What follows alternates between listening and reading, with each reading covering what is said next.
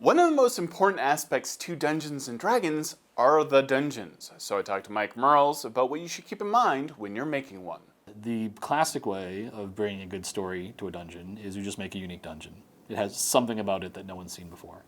If you think back to Ravenloft, the original adventure, it really is just a giant dungeon. It's a haunted castle, but it has an interesting story of the vampire who lives there. You can do something gimmicky. You can have a dungeon that's flooded. You can have a dungeon in a volcano and all that other stuff.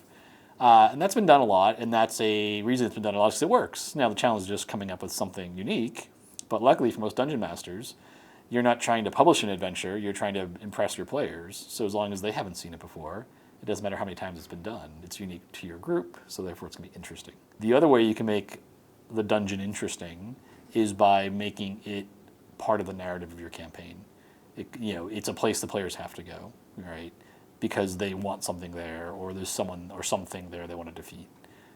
So if the players know there's a dragon that's been causing them trouble since first level, they finally track its lair down. Well, that's a dungeon, right? And even if it could be a fairly standard dungeon, but if the players, they really want to find that dragon and defeat it, that dungeon's now interesting to them. And then the third way is the idea of a dungeon, for me, and there's a billion ways, I just have three to talk about, of a dungeon as a location. The Tomb of Horrors being a great example of that. It has a reputation and a place in your world's mythology that makes it memorable, makes it stand out. That's tricky to pull off because you have to sort of reinforce it again and again without getting too obvious to the players.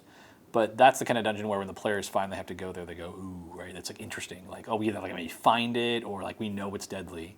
And so, I think the long and short of it is when you talk about the story of a dungeon, it's not just here's a narrative, it's just what's the stuff around the dungeon that went before, during, and after you play it that'll make it memorable to the players. In a lot of ways, it's like what makes a good story, like what are the things that just make this stand out.